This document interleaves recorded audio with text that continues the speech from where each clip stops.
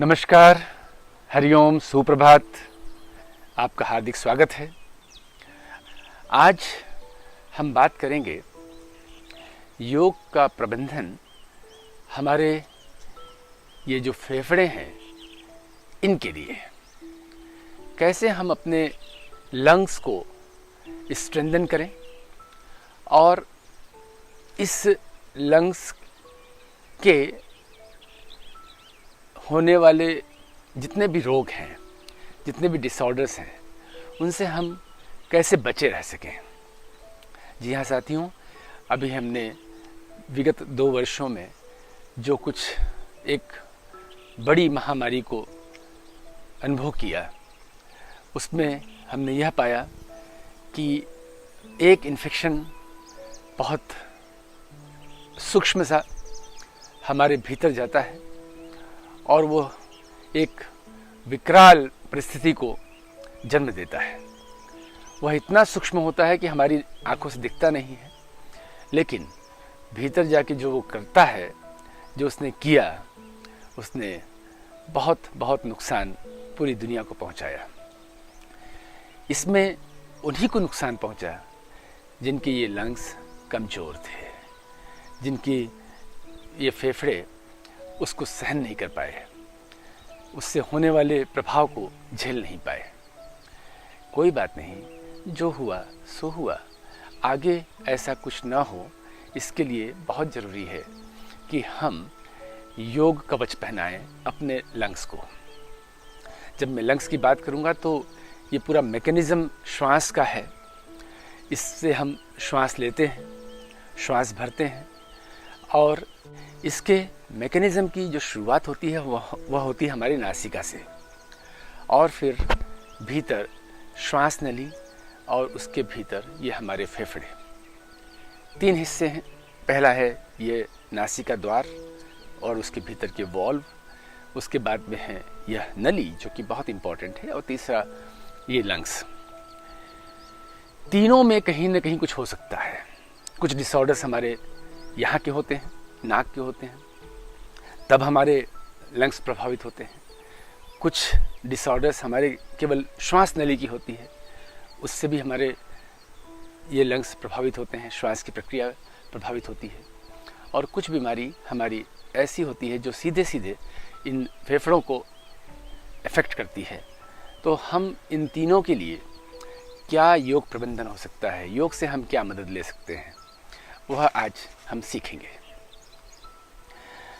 साथियों, जो ये नाक है, इसके भीतर यहाँ पर ऊपर जाकर के एक वॉल्व होता है। बहुत ही सॉफ्ट सा एक मैकेनिज़्म है। ये वॉल्व खुलता है, हम श्वास लेते हैं, वॉल्व बंद हो जाता है। फिर जब श्वास छोड़ना होता है, फिर वॉल्व खुलता है और हम श्वास बाहर छोड़ देते हैं। कई बार आपने सुना होगा कि नाक की हड्डी टेढ़ी होने की वजह से हमें थोड़ी परेशानी हो रही है, ऑपरेशन कराया जाना चाहिए या कुछ और प्रबंधन। हमें थोड़ा सा योग की कुछ तकनीक लेना है जिससे कि ये जो वॉल्व हैं वो बहुत अच्छे शक्ति संपन्न हो जाएं, उनके अंदर ऊर्जा खूब आ जाए, उनके अंदर खूब स्ट्रेंथ आ जाए और यह अपना काम बराबर करते रहें। श्वास लेने की प्रक्रिया सबकॉन्शियसली होता है, अवचेतन मन के द्वारा होता है। हम श्वास नहीं लेते हैं। हमें अगर यह काम दे दिया जाए तो पता नहीं क्या हो, हम कहीं और खो जाएंगे, किसी और विचार में चले जाएंगे और श्वास की गति रुक जाएगी। इसलिए यह काम हमें ईश्वर ने नहीं दिया। यह काम परमात्मा खुद अपने हाथ में रखे हुए हैं और वे सबकॉन्शियस माइंड से इस श्वास को चलाते रहते हैं। हम उसमें अवरोध जरूर पैदा करते हैं, मानसिक कारणों से या परिस्थिति जन्य कारणों से। हम जब भी यहाँ पर कुछ गड़बड़ होता है मन में, तो श्वास अवरोधित हो जाता है, यहाँ पर कंजेशन भी आ जाता है। ये जो नाक है, ये कोई केवल श्वास भरने के लिए नहीं है, बहुत कुछ इसमें इसके गुण हैं, बहुत सारे इसके और भी कार्य हैं। जैसे कि फिल्ट्रेशन, जब हम श्वास लेते हैं तो फिल्ट्रेशन यहीं हो जाता है। श्वास भरा, ये जो नाक के भीतर के बाल हैं ये थोड़े गीले होते हैं, और जो गीले होते हैं वो केमिकल के द्वारा होते हैं। और ये जो केमिकल है वो शरीर खुद बनाता है, जो विष के समान होते हैं। कोई भी बीमारी यहाँ जाए तो केमिकल खुद ही उसको यहीं समाप्त कर देती है। और इसके अलावा कोई धूल हो, मिट्टी हो या पोल्यूशन हो, वह सब भी यहीं पर हमें बहुत अधिक मात्रा में यहीं पर रुक जाता है। इसके बाद हम श्वास कितनी लेते हैं यह निर्भर करता है आपके वॉल्व खुलने पर। तो आज कुछ ऐसे विशेष प्राणायाम बताएंगे जिससे कि ये वॉल्व बेहतर से बेहतर तरीके से खुले और बेहतर से बेहतर तरीके से बंद हो। जब हम नहाने के लिए जाते हैं स्विमिंग पूल में या नदी में, तो देखते हैं कि हम पानी के भीतर जाते हैं, इसके बावजूद नाक में पानी जाता नहीं है, वो वॉल्व बंद हो जाता है। लेकिन थोड़ी और गहराई में जाएंगे तो फिर वो पानी का जो प्रेशर है वो उस वॉल्व को खोल देता है और हमारे नाक में पानी चला जाता है। हमारे वॉल्व इतने मजबूत करना है कि वो प्रेशर को सहन कर सके। इसके बाद में आते हैं हम इस नली में, श्वास नली में। इसके लिए भी योग में प्राणायाम है, वह भी मैं आज आपको बताऊंगा कि क्या हमारी ऐसी टेक्निक है जिससे कि हम अपनी श्वास की नली को और बेहतर कर सकें। इसके बाद में आते हैं लंग्स।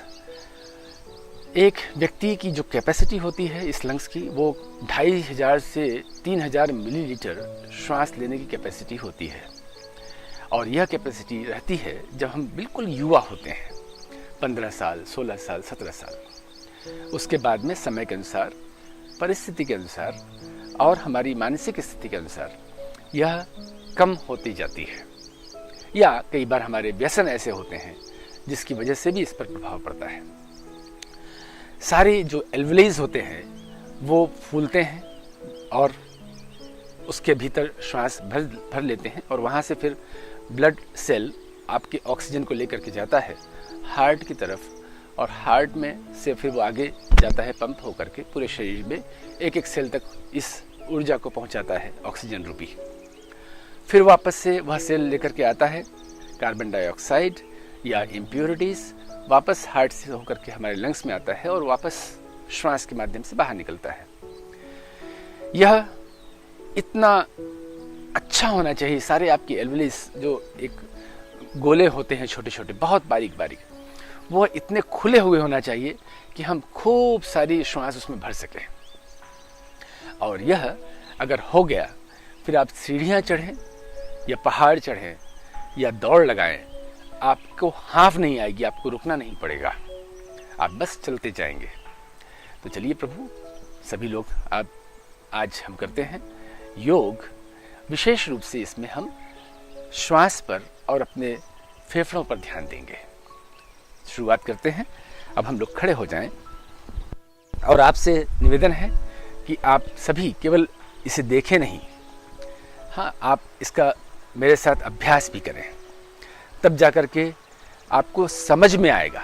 केवल सुन लेने से, देख लेने से बहुत बातें समझ में नहीं आती हैं। जब आप अभ्यास करते हैं, साथ में करते हैं, तब बात कुछ और हो जाती है। तो सबसे पहले हम शुरुआत करेंगे ईश्वर स्मरण से। योग साधना में ईश्वर का महत्व है, ईश्वर का होना बताया गया है, ईश्वर है। तो हम यदि खुद अनुभव नहीं कर सकते हैं तो कम से कम जो ऐसे ऋषि मुनि देवता समान लोग हुए हैं जिन्होंने ईश्वर को अनुभव किया है, उन पर विश्वास कर लें। और एक दिन ऐसा भी आ सकता है जब आप खुद भी अनुभव कर सकते हैं। ईश्वर केवल हमारे चित्र में या मूर्ति में ही न रहें, वहीं तक सीमित न रहें, उन्हें हम ओमनी प्रेजेंट के रूप में हर जगह अनुभव कर सकें, हमारे भीतर और हमारे बाहर। तो उसी ईश्वर की मैं बात कर रहा हूँ जो निराकार है, ब्रह्म है, सर्वव्यापी हैं और मूर्तियों में भी हैं, चित्रों में भी हैं, पशु पक्षी, पेड़, नदी, झरने, तालाब, सब में है, इस वायु में है, प्रत्येक चर अचर जीवों में है। तो हम उन्हीं ईश्वर को प्रणाम करने के लिए ऐसे खड़े हो जाते हैं स्थित प्रार्थनासन में। इसमें पैरों के बीच में दूरी नहीं हो, पैर बिल्कुल मिले हुए हों, और इस स्थिति में हम खड़े होकर के ईश्वर को स्मरण करें, उन्हें नमन करें, उनसे आशीर्वाद प्राप्त करें और उनके प्रति समर्पण का भाव लाएं।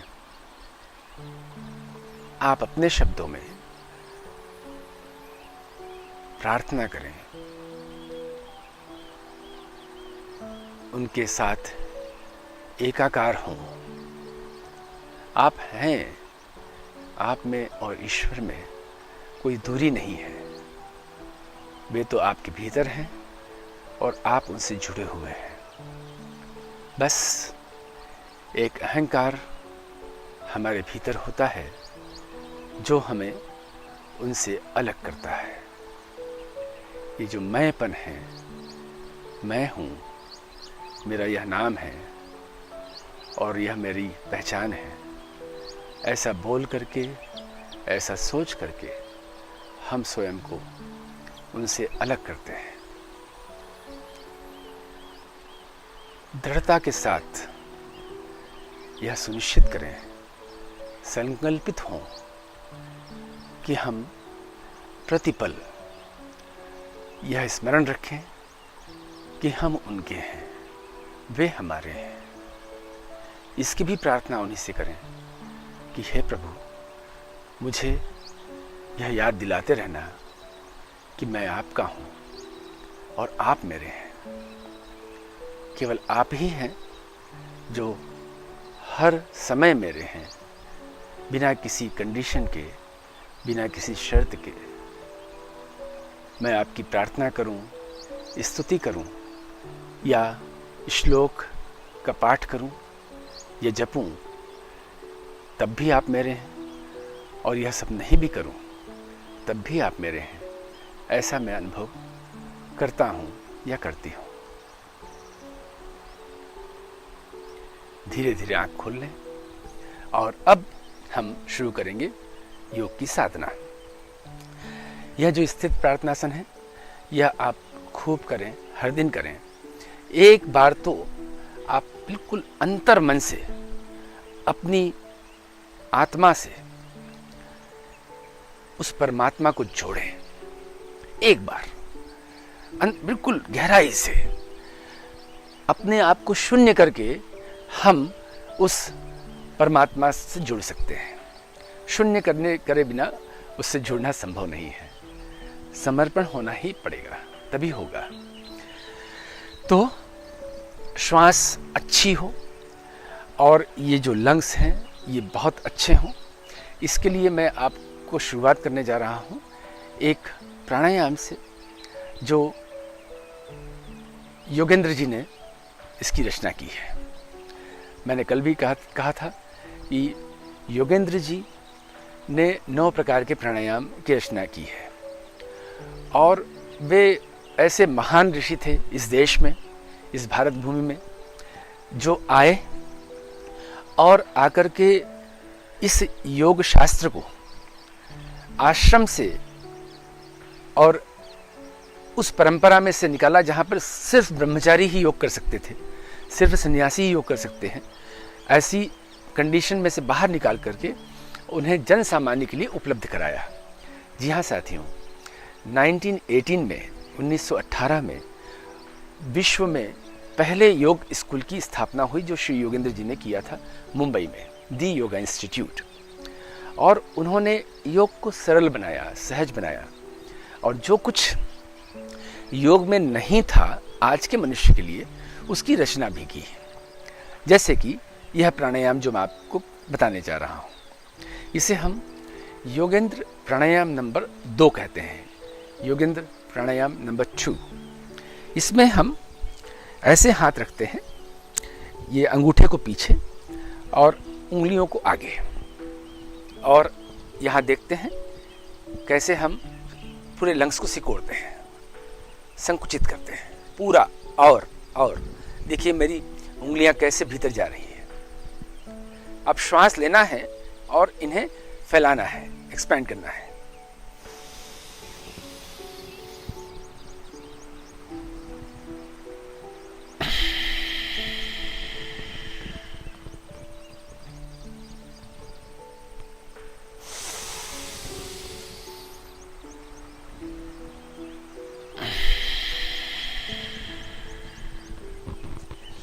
देखिए मैंने और संकुचित कर लिया, श्वास लिया और खींचा इसे बाहर, फिर श्वास छोड़ा और इसे खूब संकुचित किया। ये जो एल्वुलीज होते हैं ये अंगूर के समान होते हैं, बारीक बारीक अंगूर। ये गोले होते हैं हमारे लंग्स के भीतर, छोटे छोटे। अब इन गोले में हमारे ऑक्सीजन जाते हैं, वहाँ से ब्लड सेल उन्हें कलेक्ट करता है और बाहर लेके जाता है हार्ट की तरफ, और हार्ट से कुछ इम्प्योरिटीज़ ला के वापस इसमें डालता है और ये हमारे ऊपर आते हैं। ये एल्वुलीज को हमें खूब संकुचित करना है, कॉन्ट्रैक्ट करना है। तो क्या होगा, कुछ इम्प्योरिटीज़ बाहर निकलती नहीं है।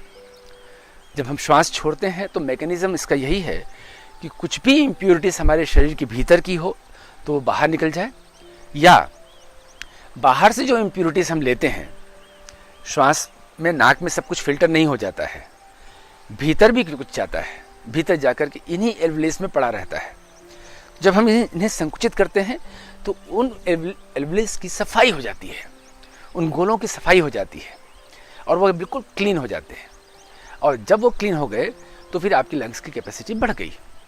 प्लस वे भी हमारे छोटे छोटे मसल्स होते हैं, उनके भी भीतर स्ट्रेंथ आता है। इसलिए आप संकुचन में, कॉन्ट्रैक्शन में भी उतना ही ध्यान लगाइए जितना एक्सपेंशन में। देखिए बहुत ही अच्छा यह प्राणायाम श्री योगेंद्र जी द्वारा दिया हुआ है। श्वास भरा, श्वास छोड़ते हुए संकुचित कीजिए, कॉन्ट्रैक्शन कीजिए।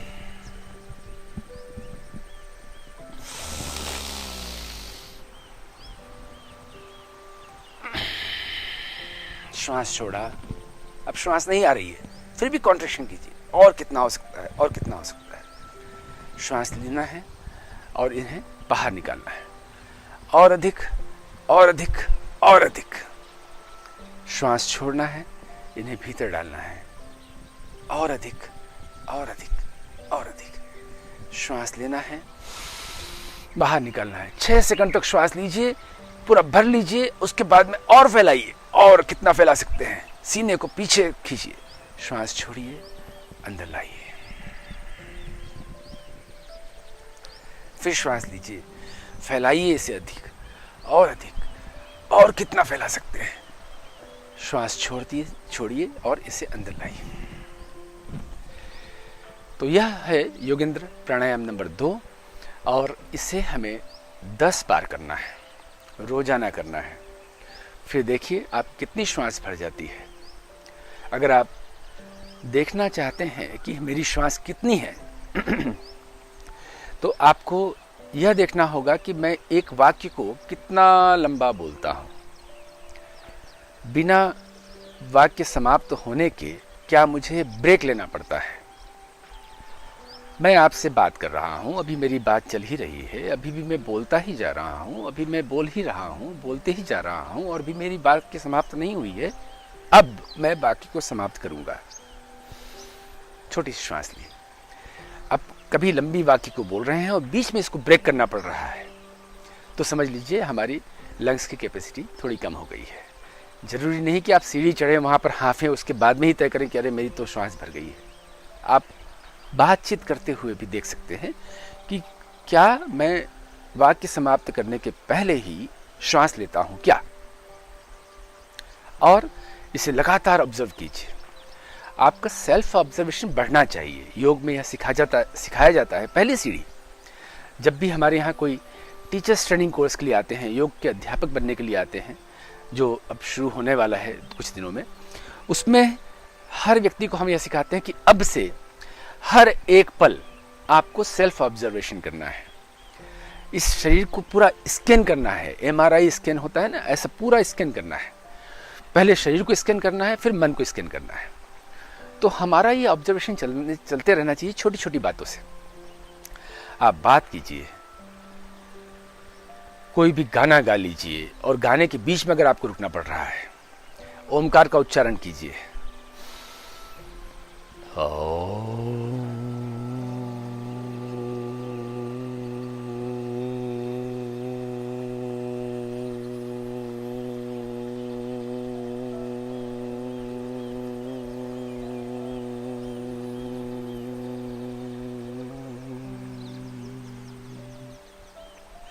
ऐसा अभ्यास कीजिए जिससे आपको लग जाए कि कितनी देर का हो रहा है।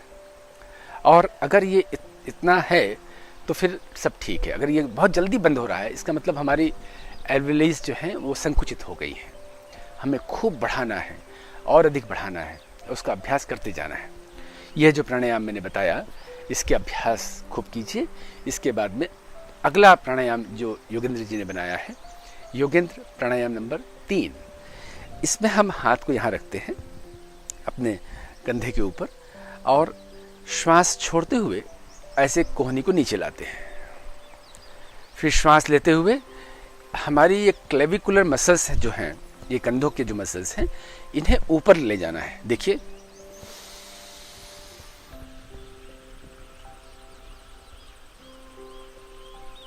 श्वास छोड़ते हुए हम ऐसे नीचे आए।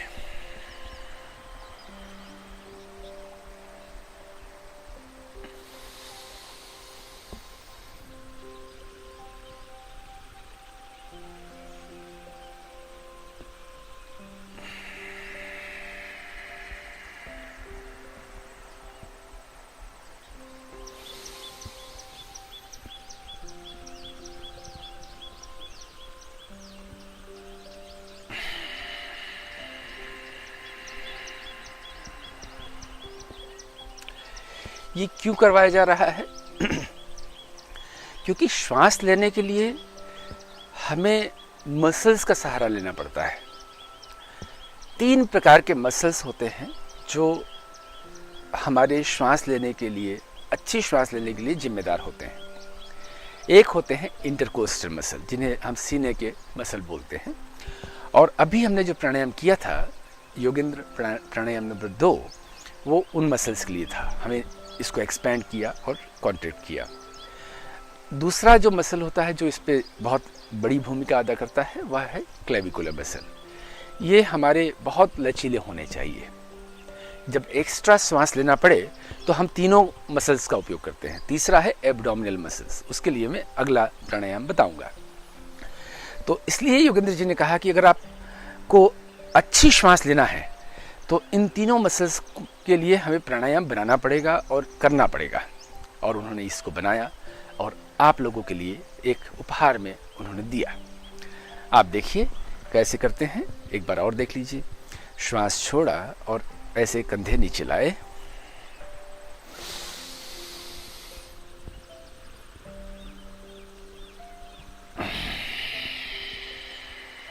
अब हम ना इंटरकोस्टल का उपयोग कर रहे हैं, ना एब्डोमिनल का उपयोग कर रहे हैं, और श्वास ले रहे हैं।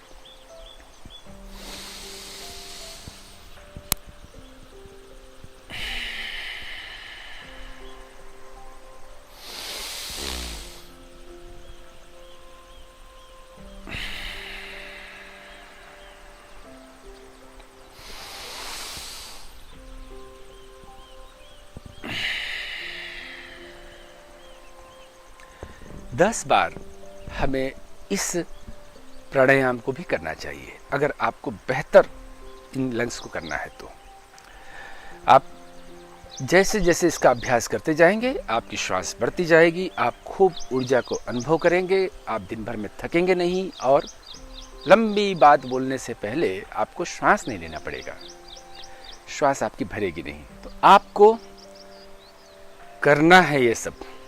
सिर्फ देखने और सुनने से इसका प्रभाव नहीं पड़ता है, करने से पड़ता है। तो आपको प्रतिदिन करना है। और कोई समस्या आती है, कोई समझ में नहीं आता है, तो आप मुझसे सीधे संपर्क कर सकते हैं और अधिक सीखने के लिए। अब हम करने जा रहे हैं योगेंद्र प्राणायाम नंबर 4, जिसमें हम अपने तीसरे मसल जो एब्डोमिनल मसल्स हैं उनके लिए व्यायाम करेंगे। तो आप देखिए, ऐसे सीधे लेट जाते हैं पहले, फिर पैर को मोड़ते हैं,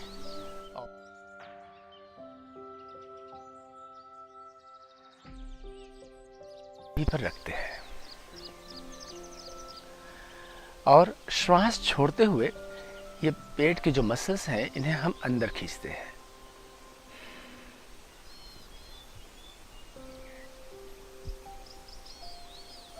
फिर श्वास लेते हुए हम पेट को ऊपर फुलाते हैं, और अधिक और अधिक और अधिक।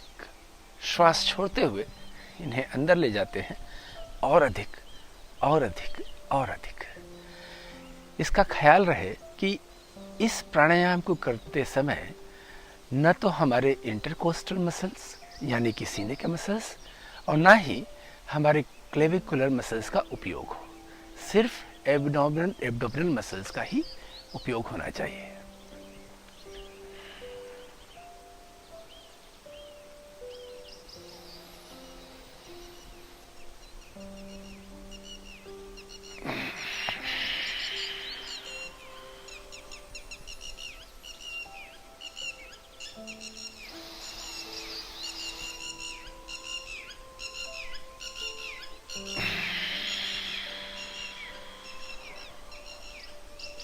खूब अंदर खींचना है, खींचना भी खूब ज़्यादा है। इस पूरी नाभि के पीछे के मसल्स को पीछे अपने मेरुदंड तक चिपका लें अच्छे से। इसका प्रभाव आपके बहुत सारे भीतर की ग्रंथियों पर पड़ता है।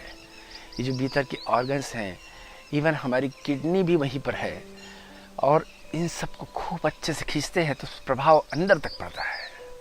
फिर श्वास लेते हैं, पेट को बाहर निकालते हैं, और अधिक और अधिक और अधिक और अधिक और अधिक, और श्वास छोड़ते हैं और भीतर जाते हैं।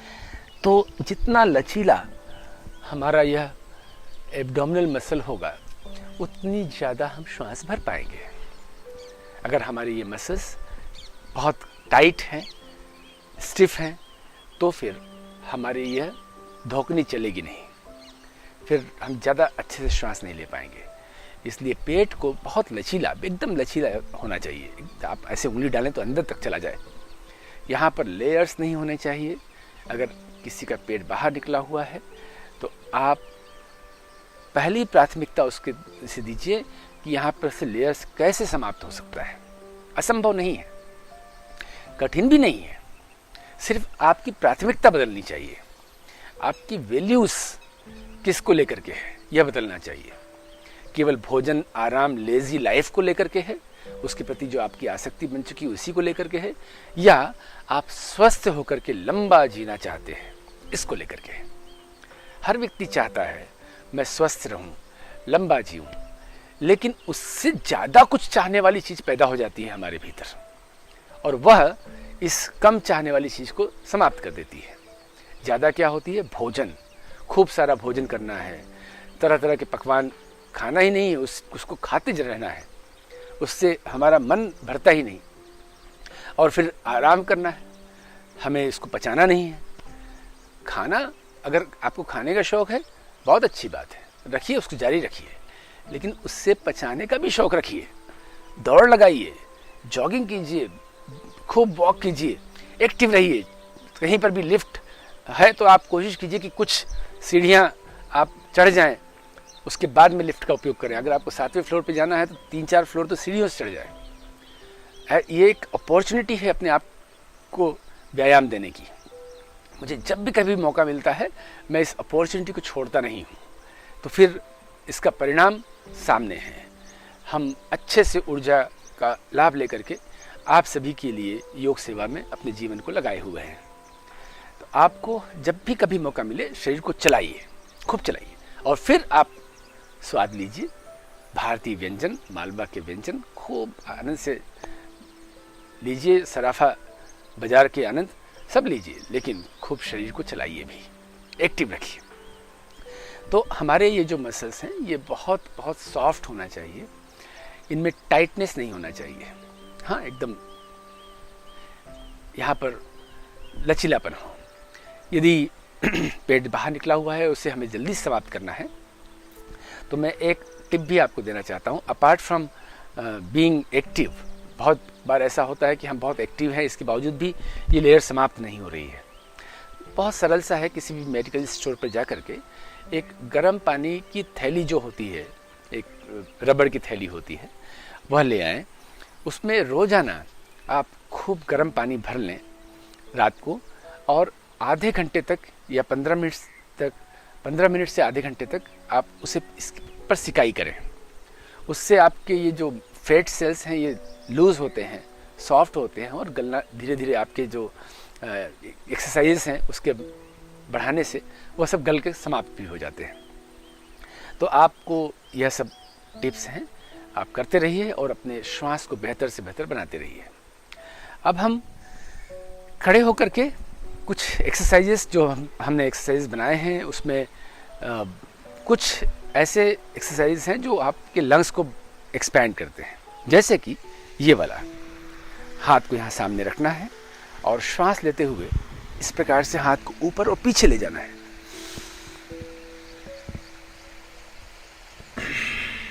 श्वास लेते हुए आना है, श्वास लेते हुए जाना है, और अधिक और अधिक और अधिक, श्वास छोड़ते हुए आना है। अब इसमें हमारे क्लेविकुलर, इंटरकोस्टल और एब्डोमिनल तीनों मसल्स का ऐसा पुल होना है और इससे भी हमारा ये सब लचीलापन आता है।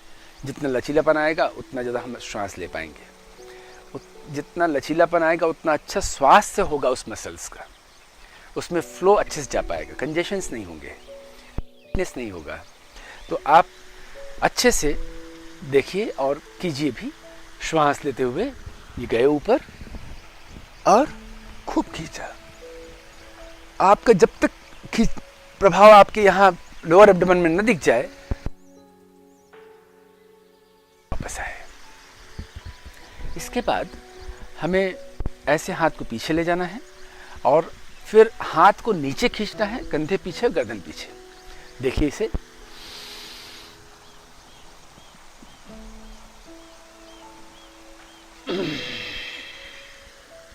अब देख रहे हैं यहाँ के सारे जो मसल्स है उन पर भी इसका प्रभाव पड़ रहा है। आप अच्छे से देखिए, खूब खींच के कीजिए। श्वास लेते हुए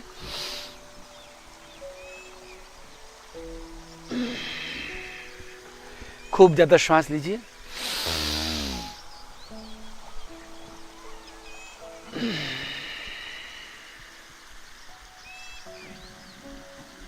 आराम भी देना है, श्वास लेते हुए जाना है, श्वास छोड़ते हुए आना है।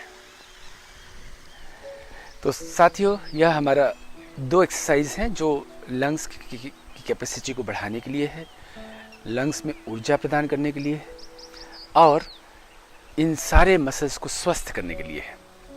अब मैं आपको बताऊंगा कुछ आसन भी जो इस प्रक्रिया में हमारे शरीर पर प्रभाव डालते हैं। तो एक बहुत ही अच्छा आसन, रोजाना किए जाने वाला आसन है हस्तपादासन। इसमें हम पैर को मिला के रखते हैं, ऐसे हाथ को रखते हैं। अब इसमें हमारा जो फोकस एरिया है वो आगे झुकने की बजाय पीछे हो जाएगा, पीछे जाने में हो जाएगा। हाँ, ये हम कितना पीछे जा सकते हैं। श्वास हुए गए और पीछे गए और पीछे गए।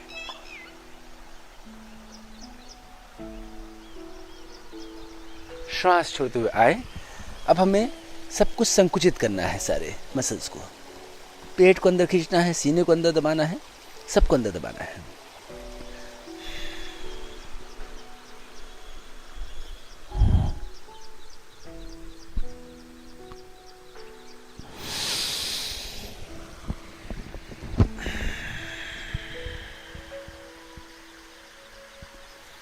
फिर श्वास लेते हुए गए, पीछे जाने में ध्यान देना है।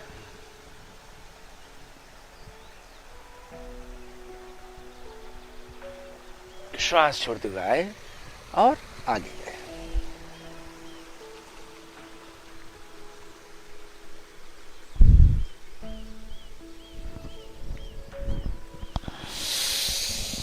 श्वास लेते हुए ऊपर आए और पीछे से हाथ घुमाते हुए नीचे आए।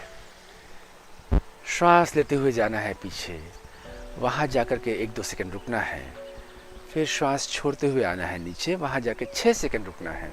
फिर श्वास लेते हुए ऊपर आना है, श्वास छोड़ते हुए नीचे आना है। इस आसन को आप अपने साधना में जरूर रखिए कि ये तो करना ही करना है। ठीक है। अब अगला आसन हम बैठ करके करते हैं। यहां पर हमें आज पर्वतासन करना है और इसमें हम जो ट्रेडिशनल पर्वतासन है वही करेंगे, बस उसका करने बदल जाएगा। पिछले दिनों हमने पर्वतासन के अलग अलग प्रकार बताए थे जो अलग अलग शरीर के अंगों पर प्रभाव डालते हैं। अब इसमें हमें सिर्फ लंग्स पर फोकस करना है, अपने फेफड़ों पर फोकस करना है। तो हमें श्वास लेते हुए ऊपर जाना है। अब यदि इसको आप पद्मासन में कर पाए तो इसका लाभ 100% मिलता है, वरना थोड़ा कम मिलता है अर्ध पद्मासन में या सुखासन में। तो आपको प्रयास करना है कि आप पद्मासन लगा सकें, क्योंकि पद्मासन लगाने पर क्या होता है कि शरीर इतना स्थिर हो जाता है, यहाँ पर ये नीचे दबाता है, ये दोनों घुटने हमें ज़मीन की तरफ दबाते हैं। बाकी सभी आसनों में यह भी ऊपर उठ जाता है, तो हमें अच्छे से स्ट्रेच नहीं मिलता है। ऐसे खूब खींचना है, और अधिक और अधिक और अधिक और अधिक और अधिक।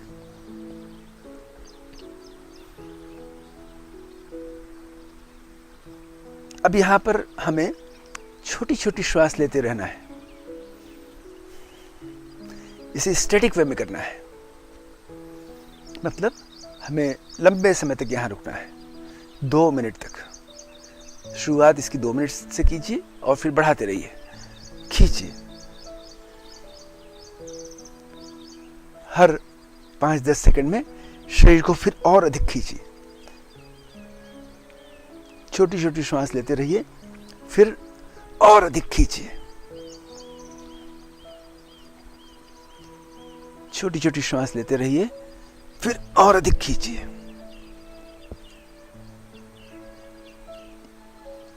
एक बार और ऊपर खींचिए। अब ये मैक्सिमम स्थिति है, और फिर श्वास छोड़ते हुए आ जाइए। आप अनुभव करेंगे शरीर के भीतर क्या सुंदर संचार, ऊर्जा का, रक्त का या हमारे न्यूरॉन्स का, सब कुछ बढ़ जाता है। सारे मसल्स जो हमारे लंग्स के आसपास हैं वे सब स्वस्थ होते हैं, ऊर्जावान होते हैं, सशक्त होते हैं। और इस प्रकार से हम योग कवच पहनाते हैं हमारे इस श्वास प्रश्वास की प्रक्रिया में आने वाले सारे अंगों को। खूब अच्छे से इसका अभ्यास हमें प्रतिदिन करना चाहिए, जब तक कि एकदम आप अच्छे से देख न लें कि अब मैं पूरी तरह ऊर्जावान हो चुका हूँ। उसके बाद में आप इनमें से कुछ अभ्यास को नियमित रूप से जीवन में जारी रखें और बाकी समय अन्य अभ्यास को दीजिए। तो आपने अच्छे से सीख लिया होगा यह पर्वत आसन। अब हम एक जरूरी आसन करेंगे जिसका नाम है योग मुद्रा। आप इसको छोड़े नहीं, यह भी रोजाना किए जाने वाला आसन है। तो ये श्वास भरा और हमने लंग्स के इस हिस्से को संकुचित करना है। तो अब हम इधर जाकर के, एक तो नीचे जाना वाला होता है, अब हम सिर्फ ऐसे साइड से जाएंगे।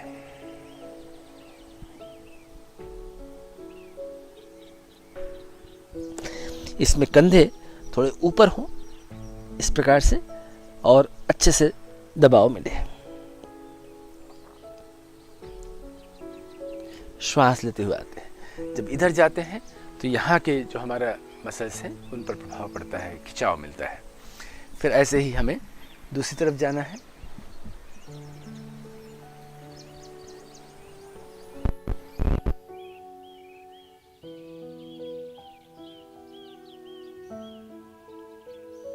श्वास लेते हुए वापस आना है और फिर श्वास जोर से भरिए और बीच में आइए।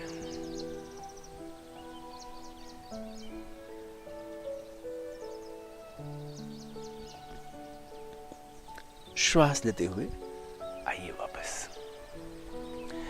तो यह योग मुद्रा भी करने से हमारे इन स्नायुओं पर, इन मसल्स पर प्रभाव पड़ता है जो श्वास लेने के लिए जिम्मेदार है। अब मैं आपको बताने जा रहा हूं 2 आसन लेट करके, एक सीने के बल लेट करके और एक सीधे लेट करके, जो हमारे इस श्वास प्रश्वास की प्रक्रिया को और बेहतर बनाती है और स्वस्थ बनाती है इन सारे अंगों को।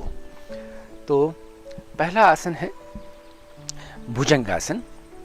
भुजंगासन एक ऐसा सुंदर सा आसन है जो हमारे जीवन में हमेशा होना चाहिए, प्रतिदिन किए जाने वाला आसन है। इसके अनेकों लाभ हैं, विशेष रूप से हमारे सीने के लिए, हमारे गले के लिए, हमारे चेहरे के लिए और इवन पाचन तंत्र के लिए भी, हमारे पेल्विक एरिया के डिसऑर्डर्स के लिए भी। इसमें हम ऐसे लेटते हैं, दोनों पैर मिला के रखते हैं, दोनों हाथ को ऐसे हमें सिर के नीचे का जो जगह है वहां पर रखना है, ये हो गया। और श्वास लेते हुए हाथ के सहारे शरीर को ऊपर ले जाना है और फिर चेहरे को ऊपर ले जाना है और ऊपर और ऊपर और ऊपर। श्वास छोड़ते हुए वापस आना है। 5 बार ये किया जाना चाहिए।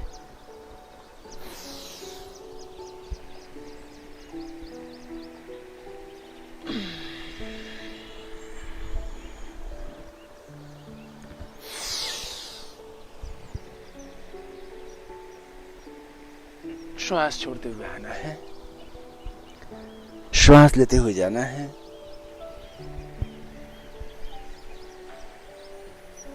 श्वास छोड़ते हुए आना है,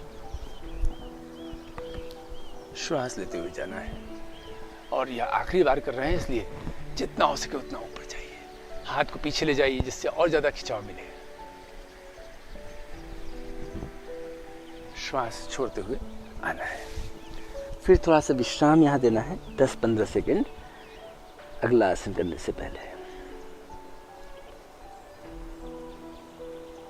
अपने आप से प्रेम करना है, अपने शरीर से प्रेम करना है, अपने लंग से, फेफड़ों से प्रेम करना है, क्योंकि जिससे हम प्रेम करते हैं उसका हम केयर करते हैं।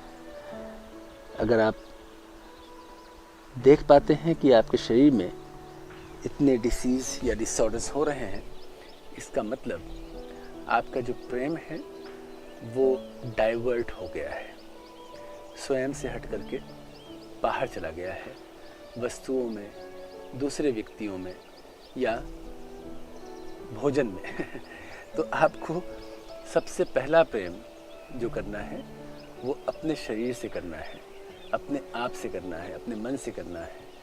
इस भाव से नहीं कि हम ऑब्सेस्ड हो जाएं, मैं करके आईनेस लेके आए, इस भाव से कि ईश्वर का यह उपहार हमें मिला है, इतना सुंदर यंत्र मिला है और मुझे इस यंत्र का खूब अच्छे से केयर करना है, इस यंत्र का बहुत ख्याल रखते हुए इससे बेहतर से बेहतर उपयोग करना है।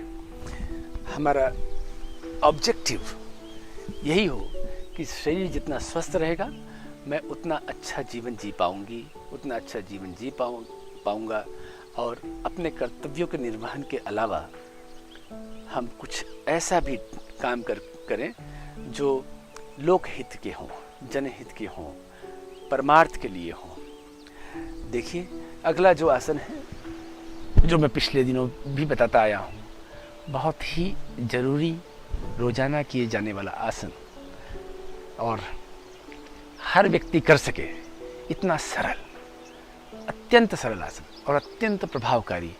हमारे आज का जो एरिया है, फोकस एरिया है, वो लंग्स है। तो इन फेफड़ों के लिए तो ये बहुत ही लाभकारी आसन है जिसे हम यष्टिक आसन कहते हैं। अब देखिए इसमें पैर हमारे मिले हुए होते हैं, पंजे ऊपर की ओर होते हैं। शुरुआत में हाथ नीचे ऐसे रखा और श्वास लेते हुए हाथ को ऊपर लेके गए और पैर को नीचे खींचा, पंजे नीचे, हाथ ऊपर। अब इसे थोड़ा विशेष प्रकार से करना है कि हम यहाँ रुके और थोड़ी देर के बाद में श्वास लेना शुरू कर दें और ऊपर खींचे हाथ को, पैर को नीचे। मैं यहाँ अभी छोटी छोटी श्वास ले रहा हूँ और फिर खींचना है और अधिक। खींचे रहना है, खींचे रहना है, खींचे रहना है। फिर प्रयास करना है कि और अधिक खींच सकते हैं क्या।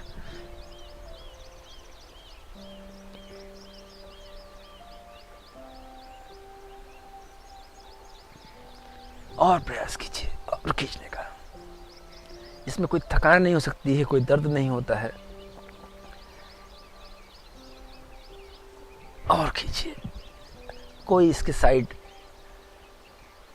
के कोई डिसऑर्डर्स नहीं होते हैं, कोई साइड इफेक्ट नहीं होते। एक बार और अच्छे से खींचिए, आखिरी बार, और आ जाइए वापस।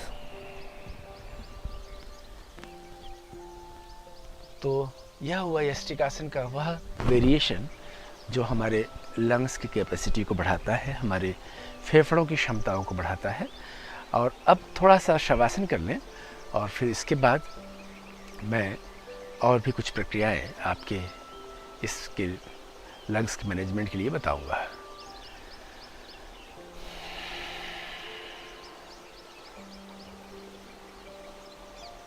जितनी अच्छी श्वास उतना अच्छा जीवन। इस लाइन को मन में दोहराते रहिए। जितनी अच्छी श्वास उतना अच्छा जीवन। जितनी अच्छी श्वास उतना लंबा जीवन। जितनी अच्छी श्वास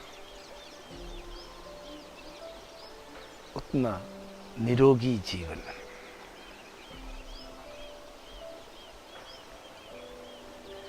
जितनी अच्छी श्वास उतना ऊर्जावान शरीर। जितना संतुलित श्वास उतना संतुलित मन।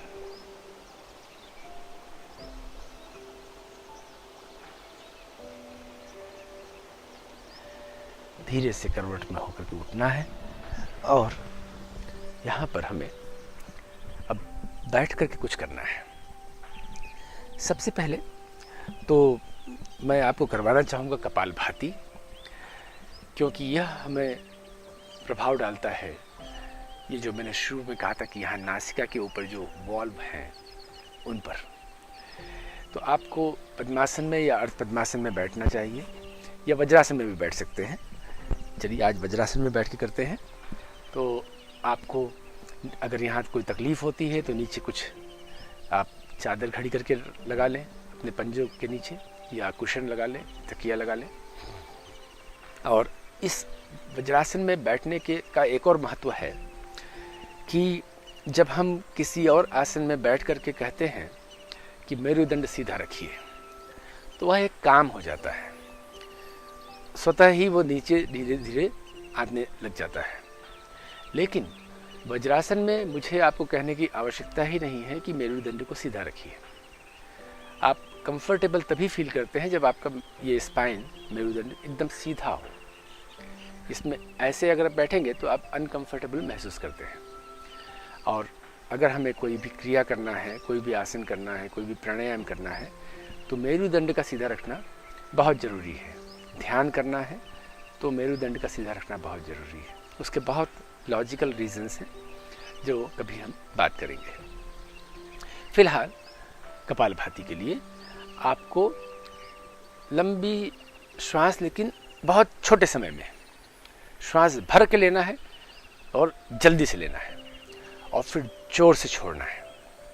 बस यहीं पर ध्यान हो कि यहाँ पर आपने जोर से श्वास दिया और छोड़ा।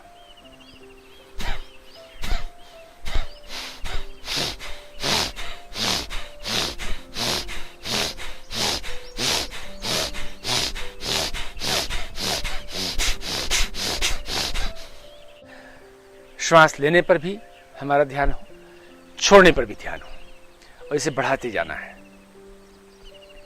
आप देखेंगे 20 बार करने के बाद में आपको रुकना है और यह अनुभव करना है कि कैसी श्वास पहले थी, कैसी श्वास अब है। सारा कंजेशन अलग हो जाता है। ये श्वास की नली एक्सपैंड होती है, भीतर की जो भी नली है यहाँ से लेके मुख तक की, वह सब एक्सपैंड होती है। और अगर वहाँ कोई कंजेशन है, कुछ भी है, तो वह दीवार से हट करके बाहर आ जाता है।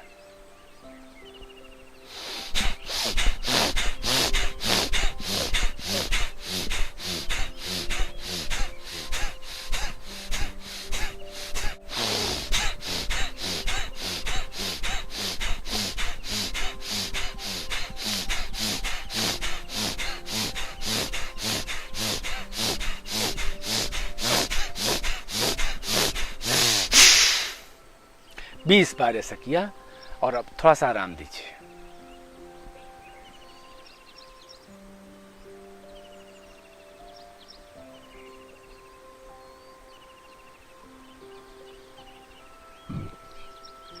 खूब अच्छे से घर्षण होना चाहिए हमारे नाक में और लिमिटेशन के साथ में इसे करना चाहिए।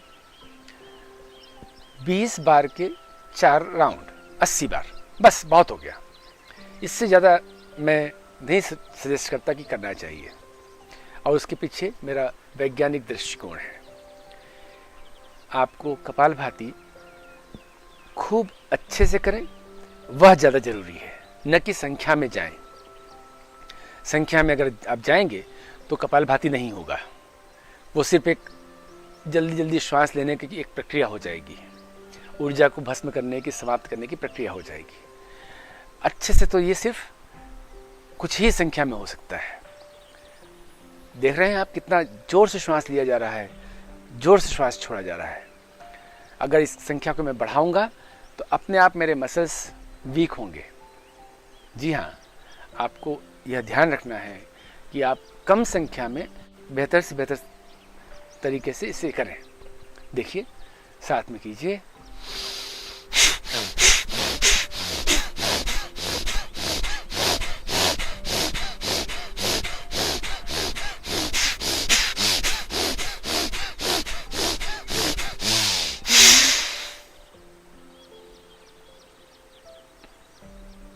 थक जाता है, यह हमारी नासिका के बॉल्स, मसल्स, इन्हें विश्राम देना है। तो इस प्रकार से आप इस कपालभाति के 20 बार के 4 आवर्तन करें और देखें आपका असर इसका इतना बढ़िया रहता है। कई घंटों तक आपकी नाक खुली हुई रहती है, आप बेहतर श्वास लेते हैं और आपको पता भी नहीं चलता है आप इतने ऊर्जावान क्यों हैं। आपको खूब काम करने का मन कर रहा है, खूब सारे लोगों से पॉजिटिवली आप मिलते हैं, पॉजिटिवली आप काम करते हैं, सोच होती है आपकी, कहीं पर भी आप नेगेटिव नहीं होते हैं। नेगेटिविटी तभी आती है जब शरीर में ऊर्जा की कमी हो जाए या टॉक्सिन्स बहुत बढ़ जाएं, अंदर अशुद्धियां आ जाएं। जब अशुद्ध तन और मन हो जाता है तो नेगेटिविटी आती है, शुद्ध तन मन आ जाता है तो पॉजिटिविटी आती है, सब कुछ सकारात्मक होता जाता है। तो आपको अपने जीवन में हर आयाम पर सकारात्मक बनना है। जितने भी प्रकार के ये सब मैंने बताए हैं, इसे आप अपने जीवन में अपनाइए और इसे अपना स्वभाव बना लीजिए, अपनी आदत बना लीजिए। इसके अलावा आपको करना चाहिए जलनेति, कपाल रंध्र धोती, कर्ण रंध्र धोती। तो इसके लिए कभी आप आइए हमारे पास में, हम करके सिखाएं, आपको दिखाएं कैसे किया जाता है। मैं अभी एक्सप्लेन कर देता हूं, लेकिन बेहतर यह होगा कि आप यह किसी शिक्षक के मार्गदर्शन में ही इसे सीखें और फिर करें। यदि आप सीख चुके हैं तो रोज़ाना इसे करें। ऐसे अंजलि में कुनकुना पानी हम रखते हैं, नमकीन पानी, नमक डला हुआ पानी, नमक का स्वाद अपने आश्रय के स्वाद जैसा हो, और एक नाक बंद करके ऐसे खींचते हैं, पूरा पानी मुंह में आ जाता है, उसे बाहर निकाल देते हैं। ऐसे ही दोबारा दूसरी नाक से करते हैं और पानी बाहर निकल जाता है। फिर हमें इसे क्लीन करना होता है, तो एक नाक बंद करके 5 बार श्वास छोड़ना होता है, फिर दूसरी नाक, फिर दोनों नाक, ऐसे करके हम पूरा पानी बाहर निकाल देते हैं।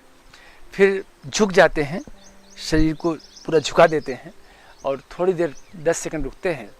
तो अगर कोई नाक में पानी इधर उधर रह भी गया है तो वह भी बाहर आ जाए। फिर कपाल रंध्र धोती करते हैं, ऐसे हम अपने सिर को देते हैं मसाज, फिर आंखों के आसपास, बाद में कान के आसपास, और फिर पूरे चेहरे को। इससे आपके चेहरे के मसल्स भी प्रभावित होते हैं। प्लस ये जो मैं इसको चेहरे के लिए नहीं करवा रहा हूँ, ये हमारे साइनस जो एरिया है उस पर गर्मी पहुँचे इसके लिए करवा रहा हूँ। प्रभाव चेहरे पर भी पड़ता है। तो यह हुआ हमारा कपाल रंध्र धोती। और इसके बाद में कर्ण रंध्र धोती भी ऐसे उंगलियों को अंदर डालना होता है और इसे ऐसे घुमाना होता है, खूब अंदर डाल करके घुमाना होता है। तो ये हमारा ENT मैनेजमेंट हो जाता है, जो हमारी श्वास की प्रक्रिया में बहुत जवाबदारी के साथ में जिम्मेदारी पूर्वक कार्य करती है। आशा करता हूँ आप सभी ने बहुत ध्यानपूर्वक इसे देखा होगा, सीखा होगा और अपने जीवन में इसे लाएंगे, अभ्यास करेंगे और योग कवच प्राप्त करेंगे। कभी भी आप बीमार ना हो, कभी भी आपके भीतर कोई भी डिसऑर्डर्स नहीं हो, सब कुछ हार्मोनाइज्ड वे में चलता रहे और आप इस संसार में सुखपूर्वक जीवन व्यतीत करके, आनंदपूर्वक जीवन व्यतीत करके, पूर्ण संतोष के साथ में अगली यात्रा के लिए आगे बढ़ें। नमस्कार, आज के लिए इतना ही।